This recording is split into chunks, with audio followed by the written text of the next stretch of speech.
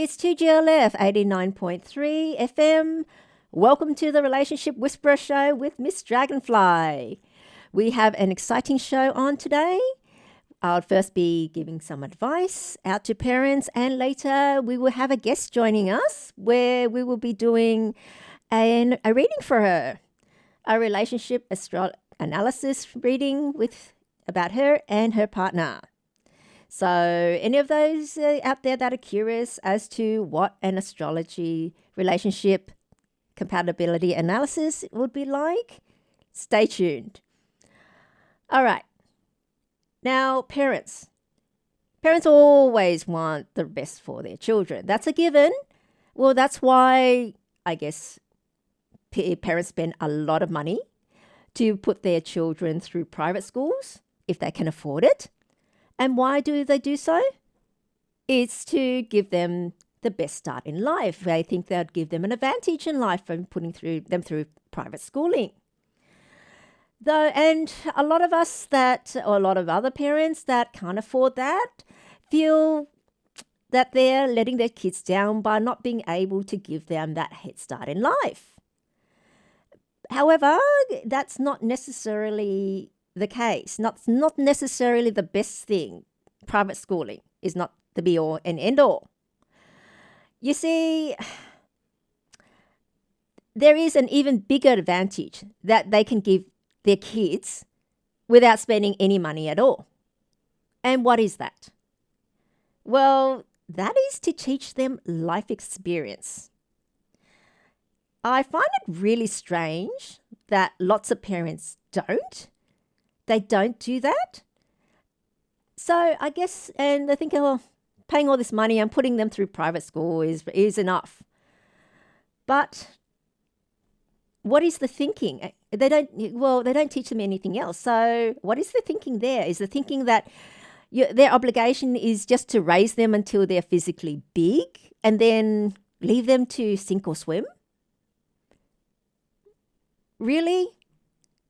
I mean, look at this. Just think back when you were young, when you were at that age of their children. How much did you know about life? You know? And wouldn't it be an advantage for you if you knew about life experience? I mean, a lot of us think back and we think to ourselves, if only we knew what we know now, back then when we were that age, then that would have given us such a big advantage in life. And so remember, your kids are now in that exact same position now as you did before. So why not teach them that? Obviously, we cannot go back in time. It'd be great if we had a time machine and go back and tell our younger selves, maybe 20 years of age, all the knowledge that we've accumulated through our lifetime, told ourselves back then. Just imagine the head start we would have been able to have. I mean, the advantage. We had advanced knowledge that you'd gain throughout life while only starting out life with the youth. There is a saying that youth is wasted on the young. Now, why do they say that? They say that because I know all this knowledge, but the kids don't know anything, but they have the advantage of youth. So it's wasted on them. However, it won't be wasted on them if we were to pass on our knowledge to them. Now, like I said, look, parents have been through the road before, okay, as in gone through life and knowing all the pitfalls. But so just imagine, though, you've been through that road before. You know where all the pitfalls are, all the potholes is, what to avoid. But then you don't tell the next person all the pitfalls of it when it's their turn to go through it. And it's like, they'll feel, you've been through that road before.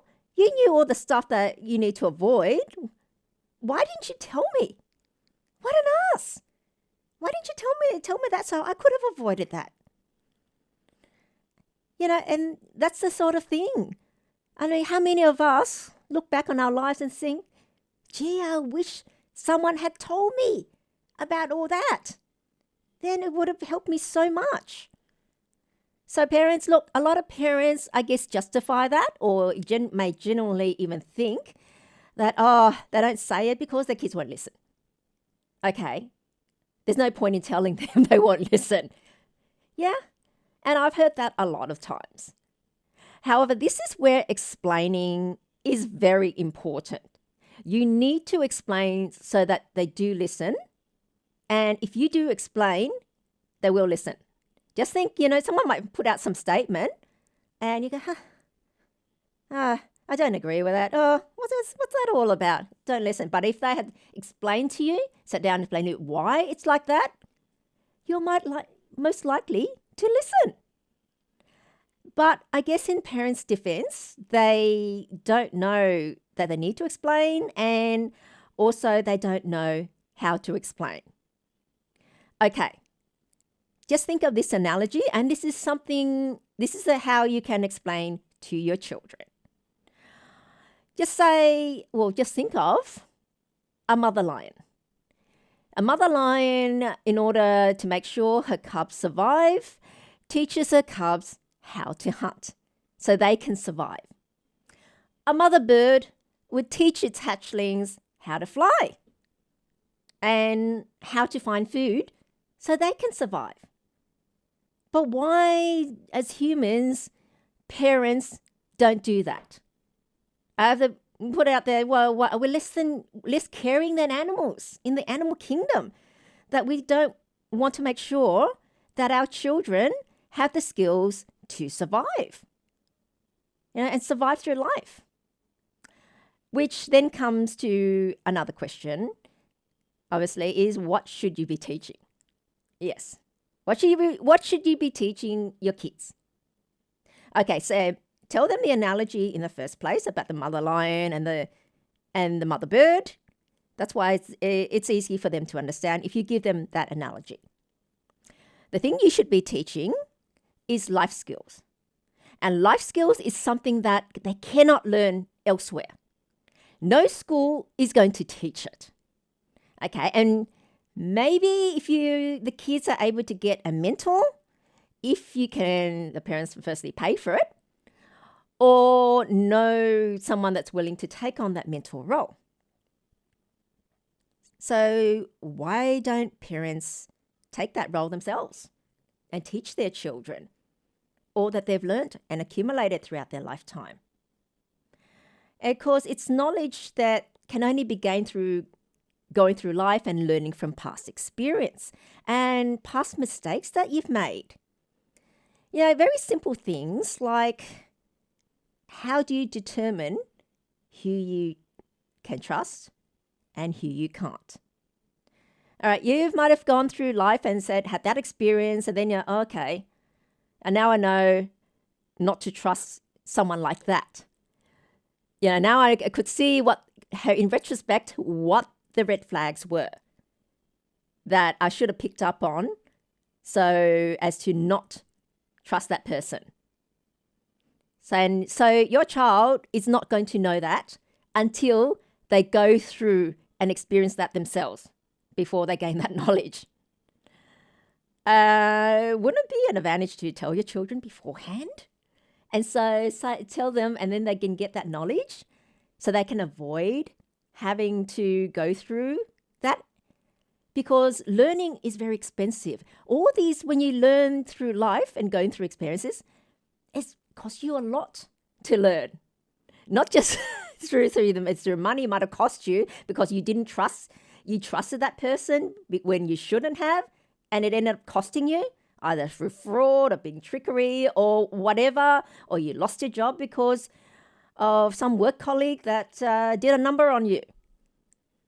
And that's another thing that you can teach your child, is what the workplace involves, how it works, and what you can expect.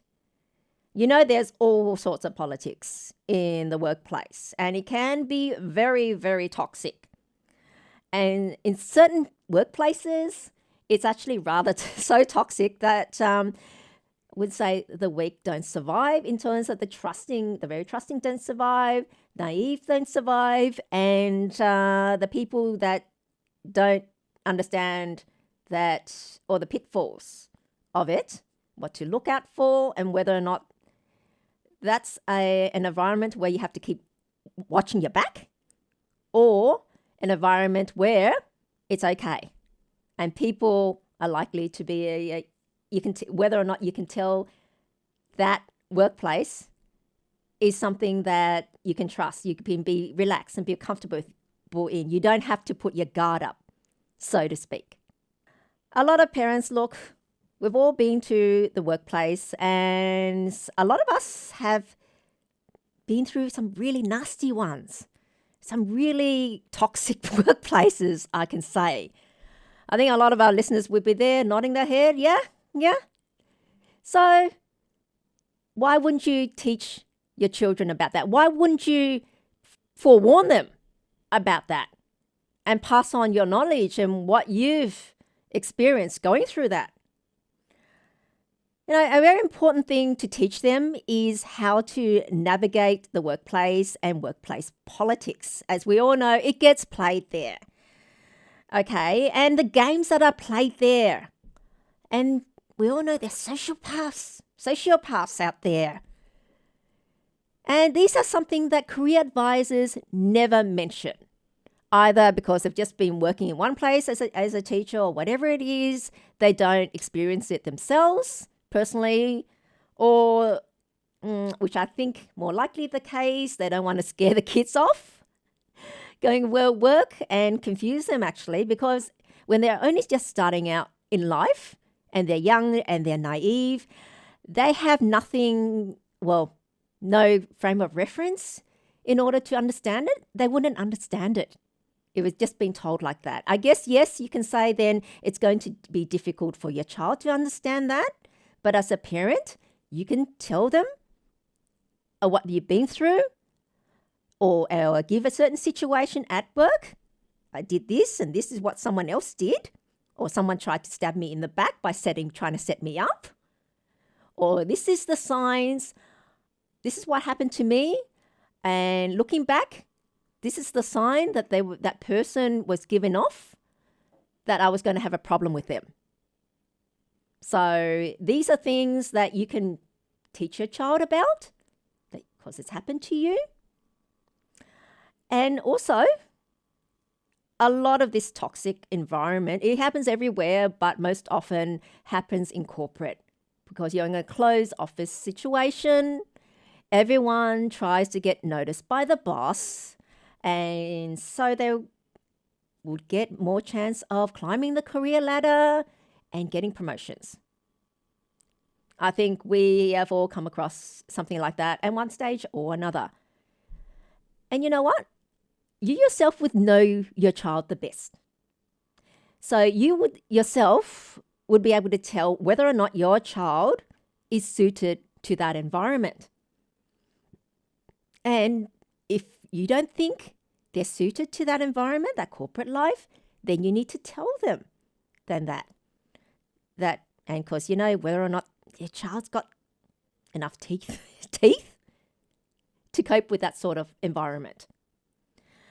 And this is if your child does not know what they want to do in life, then a great way to ask them is, what age do you want to retire at? That would get your child thinking. How long do they want to keep working for? Because when you know what age, when you tell them, they tell you what age they want you to retire at, then you can work backwards to know and figure out how much money they need to earn to be able to retire at that age.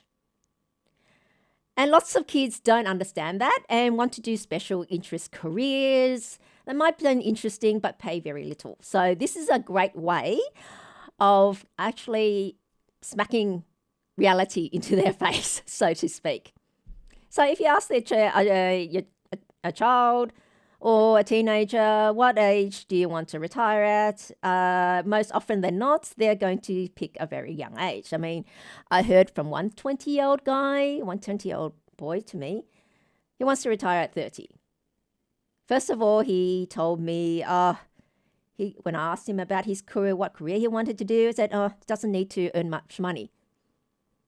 Then I said, okay, what age do you want to retire at then? He said 30. So if you're 20, you want to retire at 30, how much money do you think you'll have to make? Then he realized, a lot. So either you have to make a lot of money then, okay, choose a career that'll make a lot of money if you want to retire at 30, or if you don't, you're happy, you don't want to strive too hard and just earn a little bit, then you're going to have to work for longer, possibly up until you retire, and seeing the way it's going, probably 70 years old by the time that you can retire and be on the pension if it's available in the future, if it's going to be available then. So that's one way to get around it. And you need to make them understand that there are studies out there that lead to nowhere, and you cannot get a job except for teaching it again to a later class. And an example I put is gender studies. Okay, I know a lot of people that teach it and are studying it would disagree, but come on, what type of career can you get with gender studies? I guess teaching gender studies later on to later classes. Which leads to a very important subject, and that is money skills. Now, whether or not we like it, money is very important to survival. It's a means of getting resources, offer choices and options in life, and you know what? It leads to less stress, because financial stress is very toxic, and the less stress you have, the better your health would be. The more stress you are under, the worse your health would be. And what do parents want for their kids? Want them to be healthy, happy, and well looked after. Yeah? And so for that you need to make sure that your children are equipped to navigate life. And one of it is being able to earn money. That is the reality. Because look, if you yourself have been in financial hardship, you would know how bad it is. Would you want your children to go through that as well? Think about it back. I mean, a lot of people now are under financial stress with the economic conditions we have now. Do you want your child to go through that as well, or be able to avoid that? And if you had knowledge of what you know now, back then when you started in life at say age 20, you would have been able to with that knowledge, go leaps and bounds. You would have done things differently, if we are to admit it to ourselves. And the other thing is knowing how to save. All well and good being able to earn the money, you also need to know how to save, how to hang on to that money.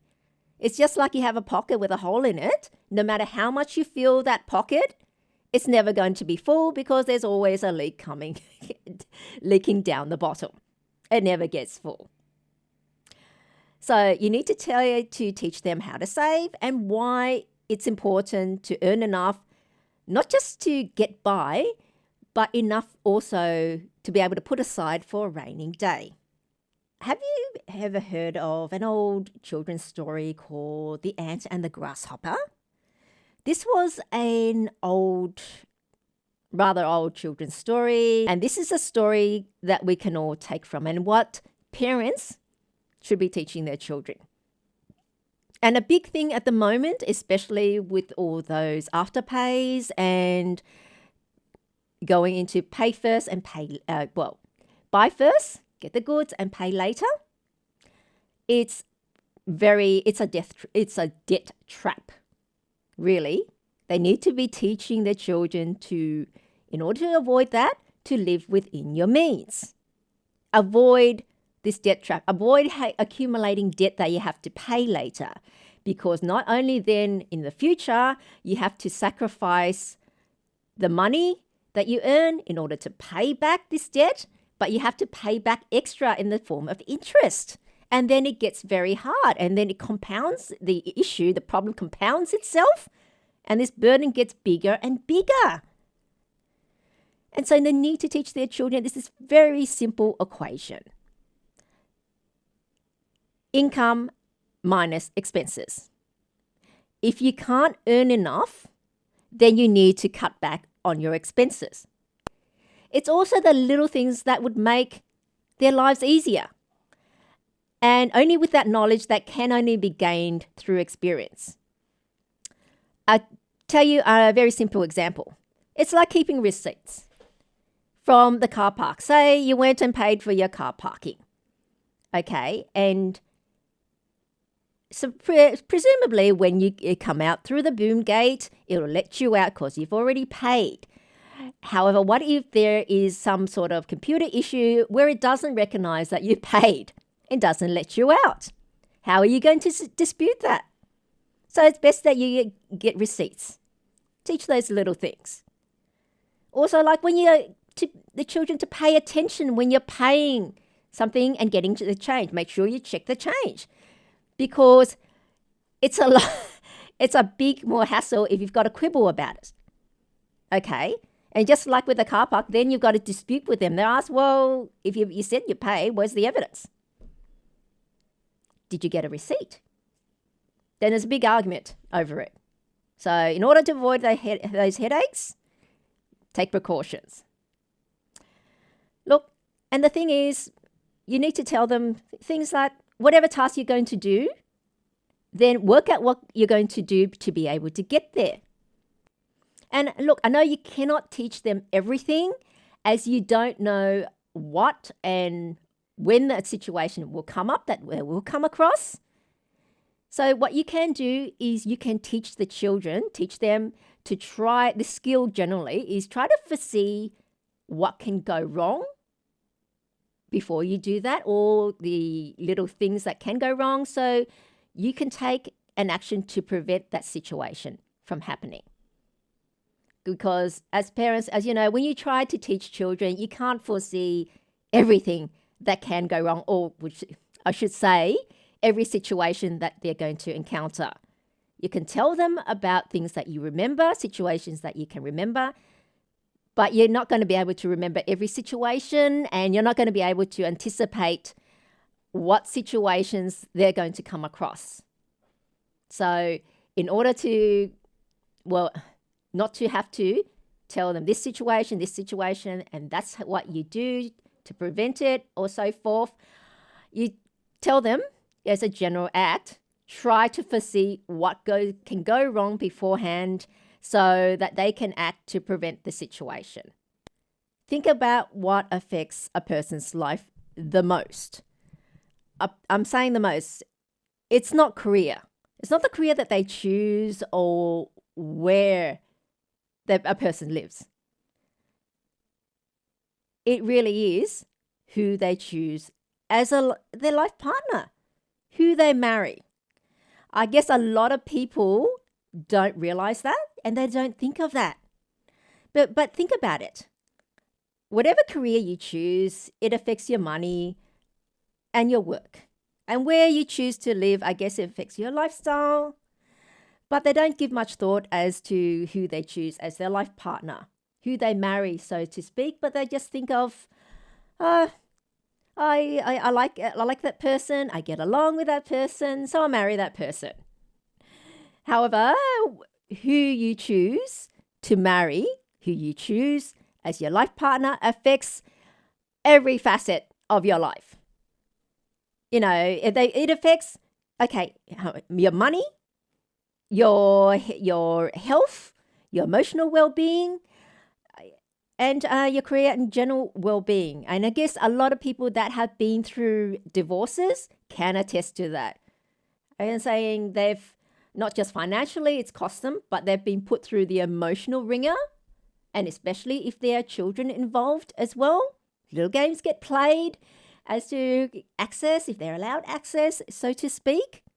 And it has wasted, and a lot of people that have been divorced and thinking, wasted so many years with someone that has basically ruined my life. Okay? And that's why it's so important. And parents, and I don't understand why with Western parents that they don't pass that knowledge on. Even divorced parents that been through such a bad ordeal. And I guess if you were asking that person that's been divorced, if knowing obviously knowing what they know now, they wouldn't have married that person in the first place. But though a lot of them now, when in retrospect, think back and said, yeah, this and this and this were red flags. I should have picked up on that. And so why don't you pass that on to your kids? You don't want you want the better life for them to have a better life than you do.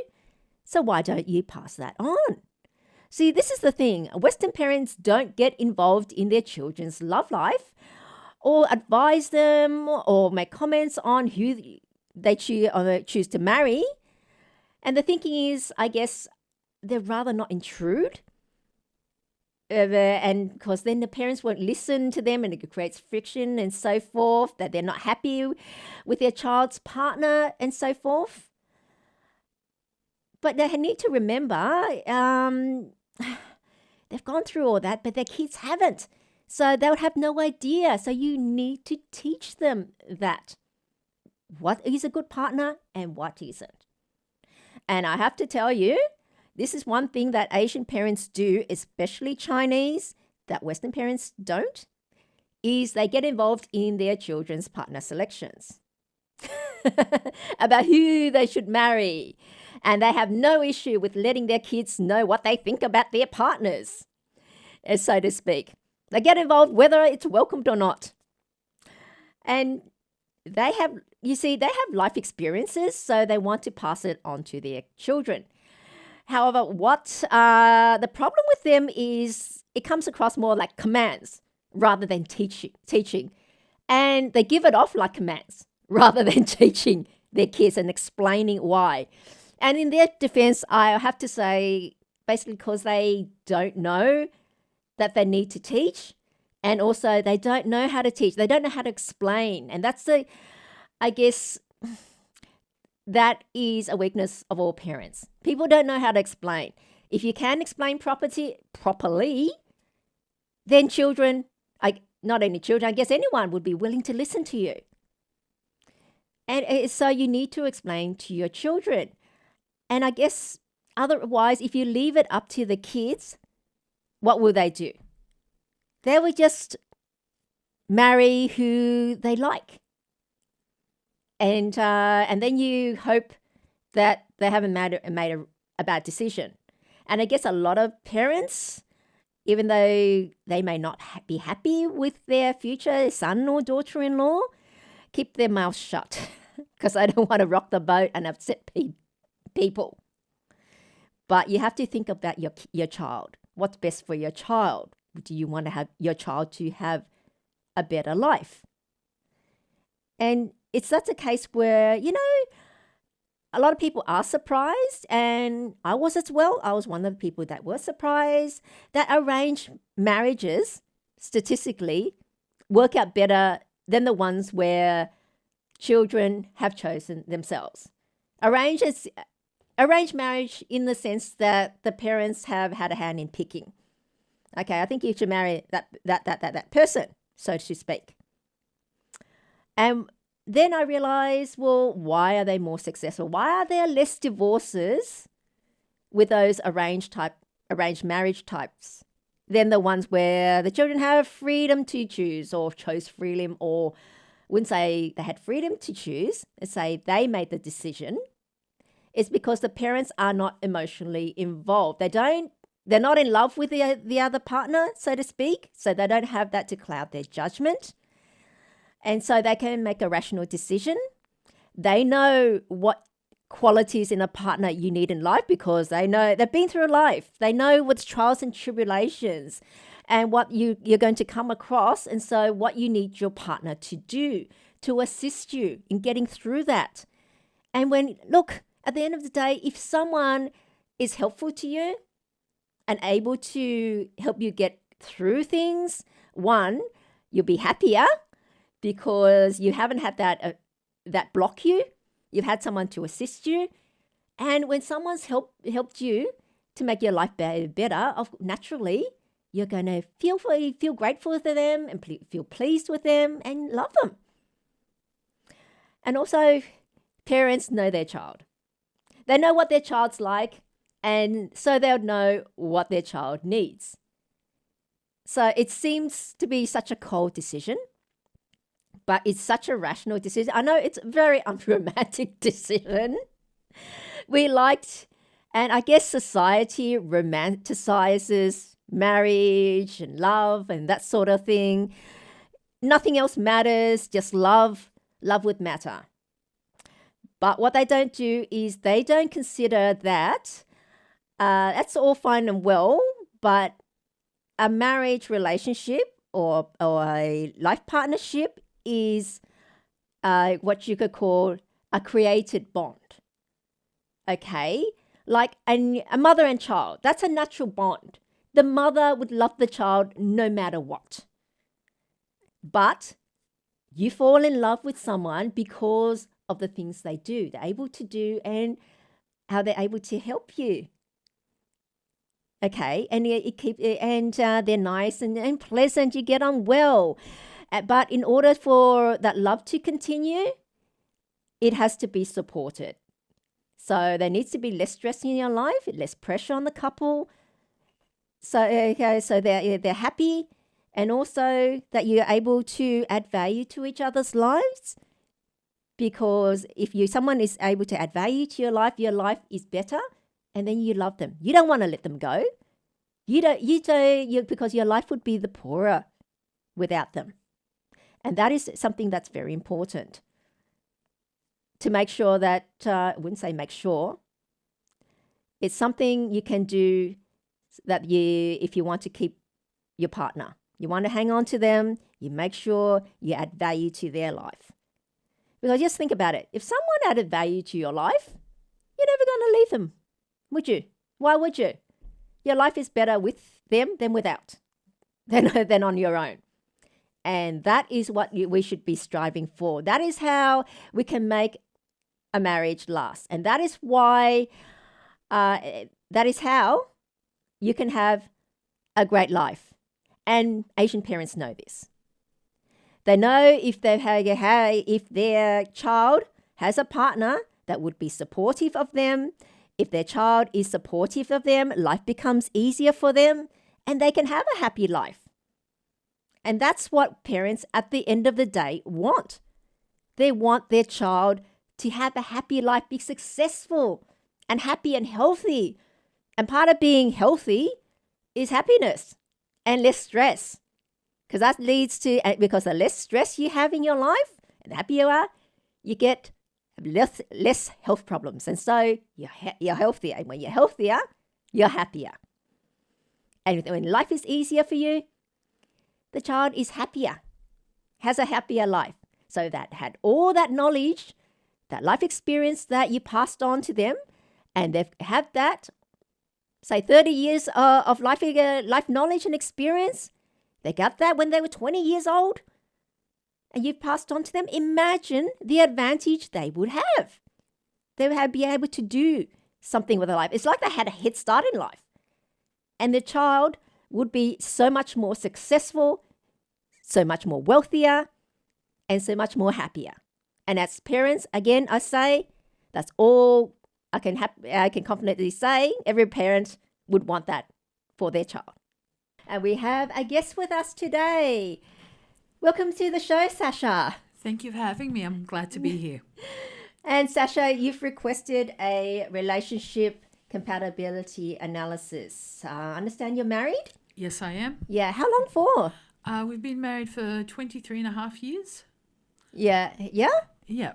And if you don't mind me asking, has it been happy? As with all relationships, it's had its ups and downs, but It has been happy. Yeah. Okay. It has been happy. Though you're still requesting a relationship compatibility. It doesn't hurt to know. To know? Yeah. Yep. Perfect. Okay. And so having a look at your charts, I can see that there is compatibility in there. In particular, it looks like from his chart, it looks like it's better for him to move far away for success. So has he moved or has he come from somewhere far away? Actually, he has. My husband and I were introduced as pen pals and had been writing and conversing for over 2 years. So we sort of got to know each other in that time. Yep. And then I went over for a holiday to meet him face to face, and we clicked. Oh, okay. We clicked. That's great. So then I helped him with his paperwork to have him migrate out to Australia, and things just progressed from there. Okay. Yeah. Okay. Well, that is quite wouldn't say whirlwind romance, but that is one of the more unusual ways to get married. Yes. Through pen paling. Okay, look, having a look at your chart, it looks like you're a worker. You are very busy. You're an output person, which means you're actually quite very, I should say, giving. Okay. I agree. That's Oh, very you true. agree? Yes. So you've had to work a lot. And you know what we say, you've got open treasure box, so people come and pick from that treasure box. So doesn't mean right to say you've been taken advantage of.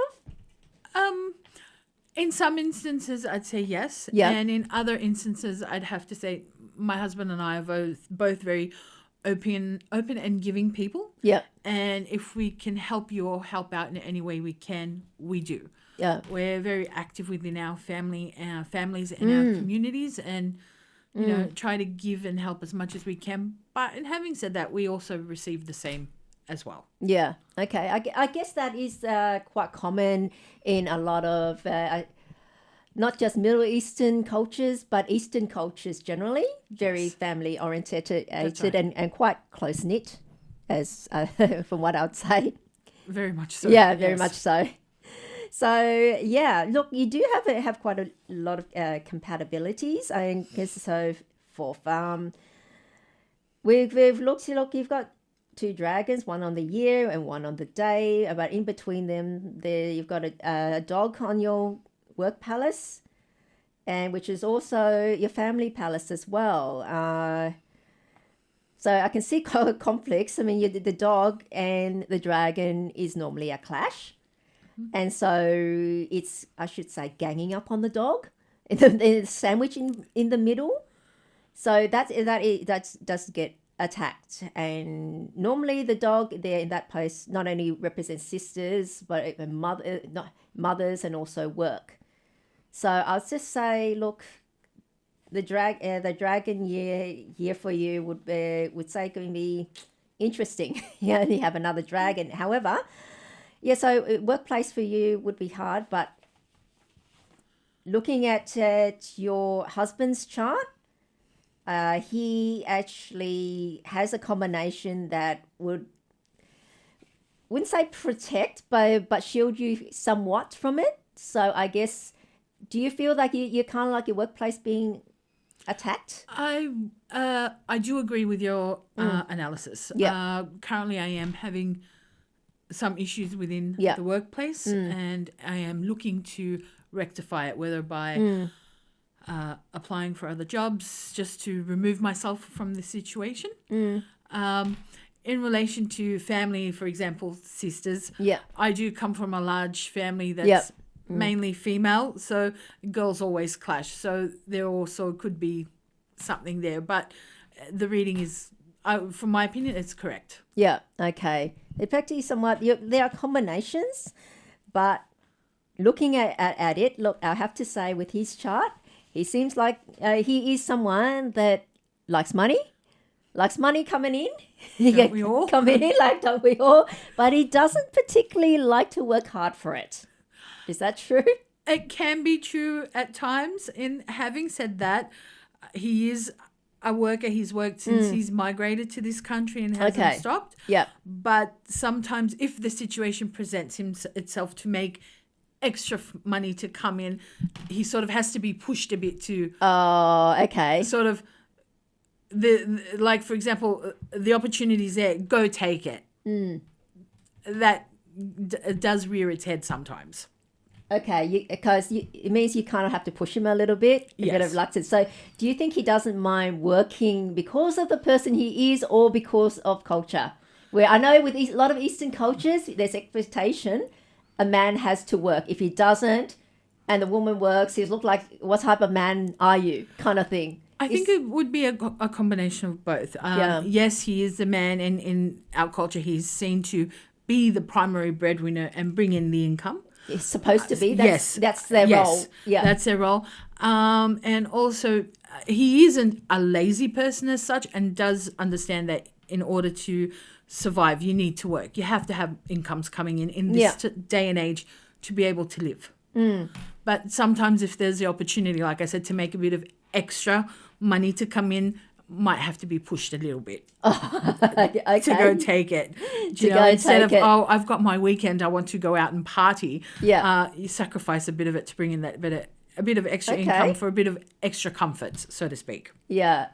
Okay. I think it's a big thing, though. I mean, I guess with Eastern cultures, yes, a man's worth. I wouldn't say a worth. I guess respect Yes. is he's got to be bringing in money. Yes, I agree. Yeah. I mean, have you in your community seen instance where the woman works and the man doesn't? Actually, no, I haven't. Yeah. I mean, I've seen instances where both partners don't work, Yeah. but to see one where the woman works and the man doesn't, to be honest, no, I haven't. So what happens if that happens though? The woman works and the man doesn't. Do they just get social scorn? I would say yes, because it wouldn't look good for the man. He'd be laughed at and seen as a joke, seen as the woman in the relationship, as a house husband, and that would be something that's looked down upon. Yeah, so very different from, I guess, I'd say, current Western culture at the moment. Because I do understand maybe 100, even 50 years ago, the society in the West was still pretty traditional. But I guess later on, especially now, where I think the trend is they want men to be women and women to be men, and swapping roles and so forth. Unfortunate. Yeah, I know. Heard of ads where they're pushing. They want the woman to be seen mowing the lawn and the men doing the dishes. That kind of thing. And so I wonder, what for? What are you trying to achieve by that? Really? I agree with you there. It just, I guess to us from an Eastern culture, it seems it's like you're trying to get a dog to meow and a cat to bark. Yes. Something like that, if I can use that analogy. Yeah, no, I understand. I mean, look, there would be certain circumstances where if the man, for example, had an injury or was incapacitated for a short period of time, that's understandable if he's not able to work due to illness or injury. That's fine, and the woman's still maintaining working. But overall, no, man needs... If you're able to, physically able to, you have to. He is traditionally the income provider. Yeah. It would not look well or bode well for them if he was to stay home and the wife was working. A house husband. Yes. As they want it to. So I guess it comes down to masculinity and respect he receives from society. That's right. In the community, yeah? Yes. Yeah. So I guess to a lot of left-leaning, I think progressives, that would be seen as very archaic. Yeah. It's rather unfortunate. I feel that sometimes... they've lost a lot of their understanding or values that do sort of keep things moving forward and progressing. I mean, a woman cannot do everything a man does. A man cannot do everything a woman does. There are certain roles for certain things. Yeah. Okay. I mean, what you think about him having an injury? That's actually very valid. Because as I say, just think of a couple as a team. The man say the right hand and the woman's the left hand. That's right. Look, like I'm saying, your right hand is always stronger than your left. Because the left doesn't need to be as strong as the right. Just the same, women do not need to be physically as strong as the man. That's right. To do it. So I guess you're both there with both hands working together. Mm-hmm. I mean, if someone only had a right hand, no left hand, you guess how much work can you do? I guess if you try it yourself, tie your hand to the You'd back. be very limited. Limited. Very I mean, limited. you're going to be able to do less than half of what you normally do. That's right. With the left hand, not just half, as in, because anyone tries to do it, it's very difficult. Mm-hmm. And I guess when, say, the right hand has an injury, then your left hand you use your left hand more. It steps up. That's right. To try to compensate. Yes. And I guess the woman goes out to work then just to bring, she probably wouldn't bring in as much money as a man generally, but it's just something to keep them going. And manage the status quo, yes. And manage the status quo while the injury, you've injured your right hand, it gets better, and then you can work again. That's right. Yeah, then you'll be at full capacity again. That's right. So it works both ways. I guess when you're injured your left hand, a bit easier with the right hand to do so because it's physically stronger. It's a primary hand. But it's still the same thing. You can only do so much. That's right. And this is one thing I have a gripe about with this modern culture is what is wrong with being a woman, and that you need both, a left and the right. Like I was saying, you just imagine you only had, say, I don't know, if you want to be the same is not good. Imagine if you had two right hands or two left hands trying to doing the same thing. I mean, there's no point. What would you be able to accomplish? Yeah. It's, yeah. Why do you need that? And they say, imagine like women wanted to be like men, a left hand wanting to be like be a right hand. Well, who's going to do all the left hand work then? Someone's got to. That's right. Got to. I guess you can have very wealthy people that are able to employ people to do that job, but not everybody's in that. We're not in that position. Okay, right. We're not in a position to be able to do things like that. That's right. So you need both of them on board. You look, meals have to be cooked. Otherwise, it's just takeaways. And I guess everyone that's lived on takeaways for a while would get sick of it. I agree. Okay, so it's not healthy for you. Besides being expensive, not healthy for you at all. Oh. Okay, if you don't know, meals need to be cooked. No one wants to do it. House needs to be cleaned. You don't want to do that job because it's oppressive. Because it's oppressive being a homemaker. Then who is going to do it? You have to employ someone. So not everyone has the money to employ cleaners and cooks and so forth. Someone's got to do the job. Otherwise, it just gets left there. Yeah, that's right. It needs to be done. That's right. And Sasha, one thing I had to look in your chart. Look, your husband is compatible with you, and he does provide some. His chart does protect you to an extent from your issue, which you have on. Or this attack on your work and issues with female members in your family.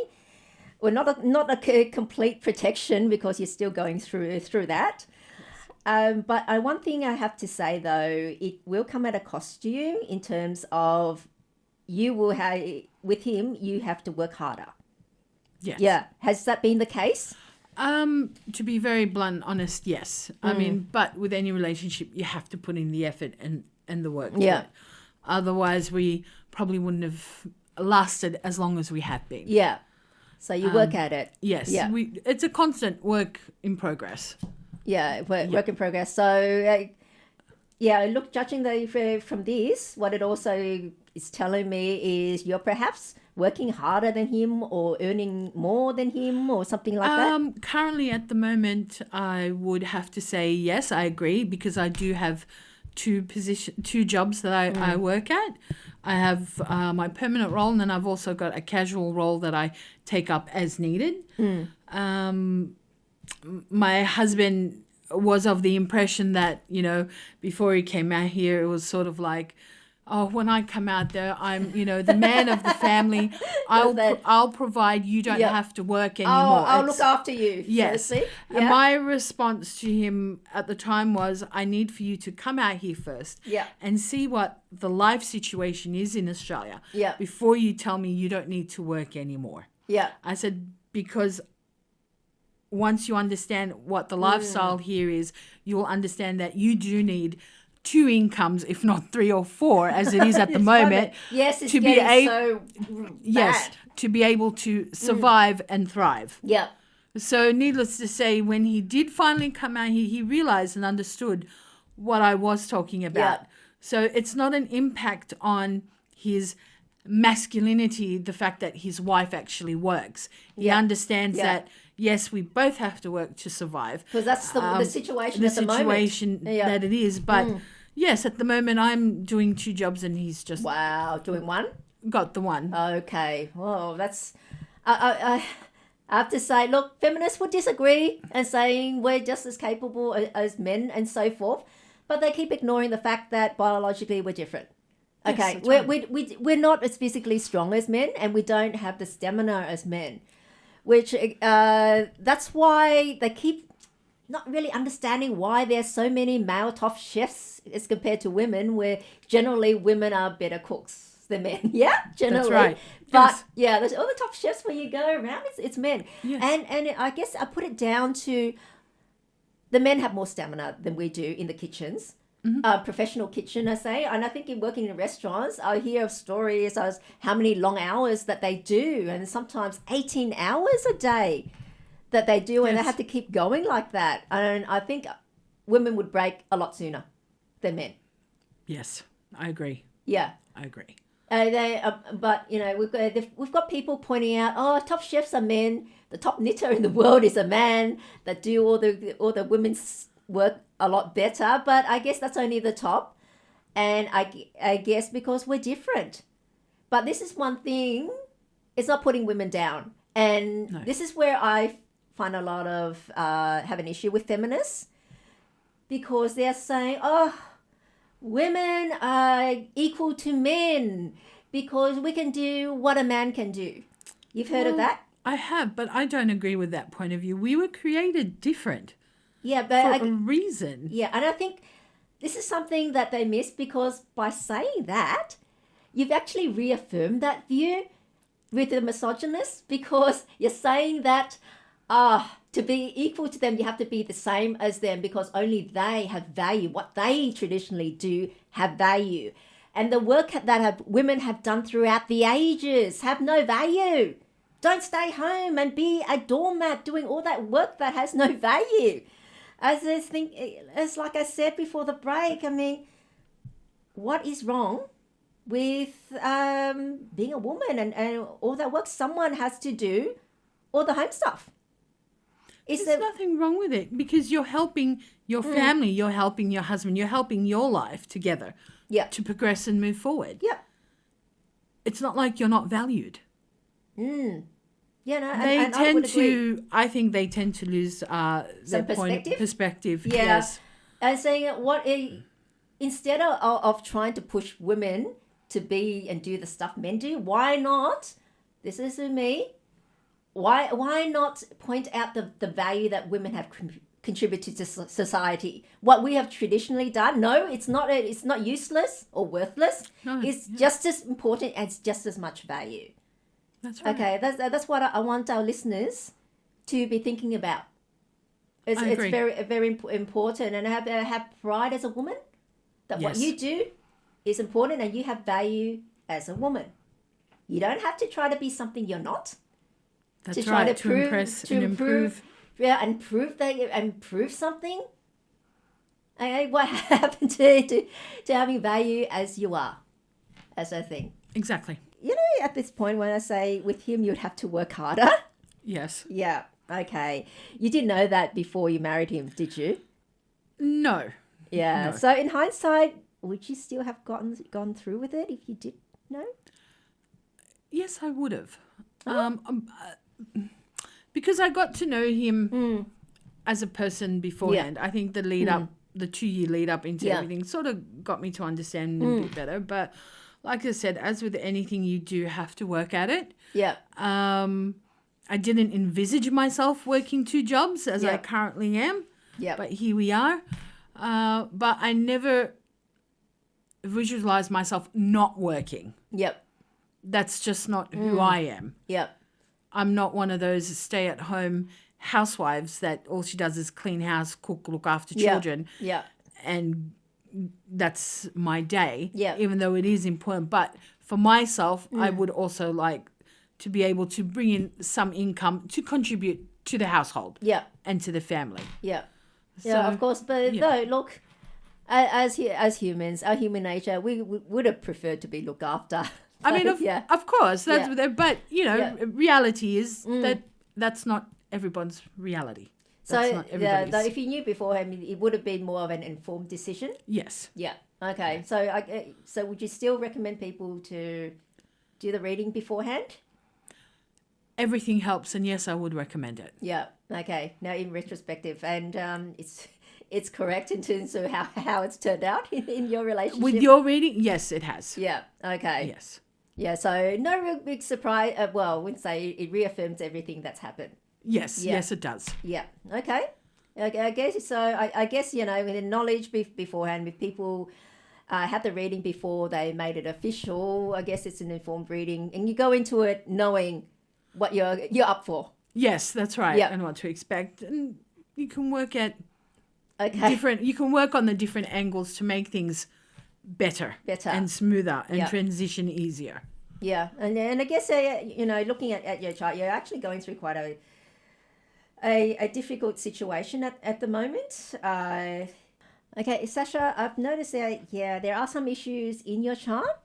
So, however, don't despair. There are still tools that we can help you. This is a bit outside of what you had asked for, but I thought I'll throw this in just to help you. Of course. This is a part of.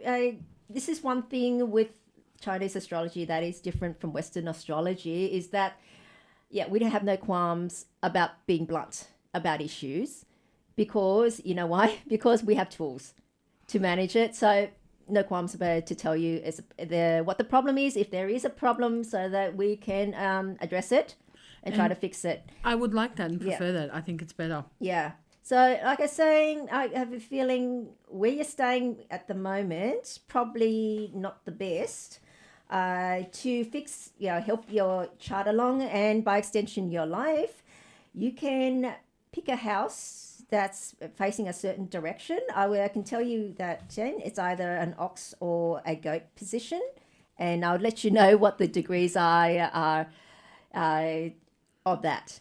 So Okay. before you select a house you're going to move in, you can check with a compass whether or not it's facing those degrees. Okay. Okay. That would be very helpful. Yeah, because in your charts, this is one thing. In your charts, we may have, like I was saying, people are familiar with the animal signs, and because it's traditionally called 4 pillars astrology for a reason. So one pillar for your year, which a lot of people know is the annual animal sign, so to speak. But there's what people also don't quite get is there's also a sign for your month, your day, and also the hour. Okay. And with those signs there and how they interact, but we can fix it if there is a problem by putting out, say, having it facing certain certain directions with certain signs, and then that would fix it, or at least help negate any negative. Okay. So I would agree with that 100% because in the home that we're currently in, over the last couple of years, I have noticed there's a pattern to health and money issues that's affecting all of us who are living in the household. Oh, okay. So it sounds like it's not one person, someone's astrology. It's the house then.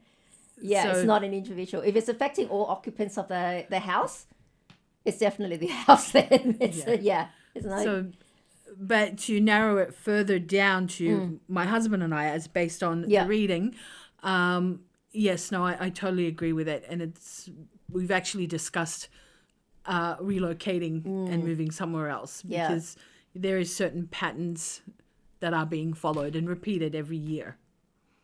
Gee, so it's definitely the house then. So, and it's fortunate, that you and him suit a certain direction together. So it's beneficial for you great. both. Yeah.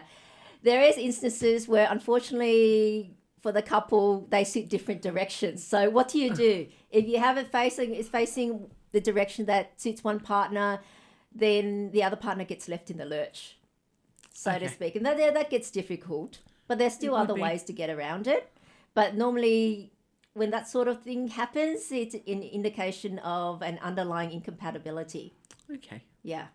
So I'm lucky in that respect. yeah, We're so good. you're lucky in that respect. So we can do something to help you both along. So that's something that is happy. So it's great. So even financially. So I take it. Look, the thing with, I'm not sure about Middle Eastern culture, but with a lot of Asian culture, it's the woman that handles all the admin. So would that also be in your case? Yes. Yeah. The woman runs the household. Husband brings in the income to provide for the household, and the woman manages it and runs it. Okay. Including the money? Including the money. So she allocates how much to how much, let's say, grocery, bills, children, needs, expenses, allowances. Husband, all he does is hand over the money, and the wife manages everything. the money. So he can concentrate on bringing the money in. He doesn't have to worry about That's right. anything else. That's right, because she's managing the household and the administration and everything for it. And you know what? That is it's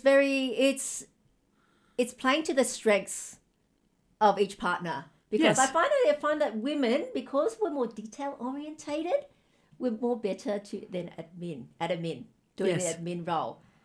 I guess we are eagle-eyed when we get change after buying something, and we count to make sure that's correct. And I know a lot of men, they don't bother. No, or even going through bank statements to see, okay, this is what's gone out, this is what's come in, this is what we've paid. A man will... Too tedious for him? Or Yeah, probably too tedious. him can't concentrate. Where the woman would sit there to make sure everything is accounted for, to say, okay, you've brought this much in, this is what's been allocated out, and this is what we've got left to build upon or save. Yeah. Do you know what I mean? So everything's accounted for and there. And it also plays, as you said, to his strengths to show that she's helping him along so that his efforts by working are not wasted. And it shows what his money is actually helping, or even hers if she's working as well to bring in an income, how they're building their future and their nest for themselves and their children and their household. Yeah. Yeah. You see, I've never been raised in Western culture.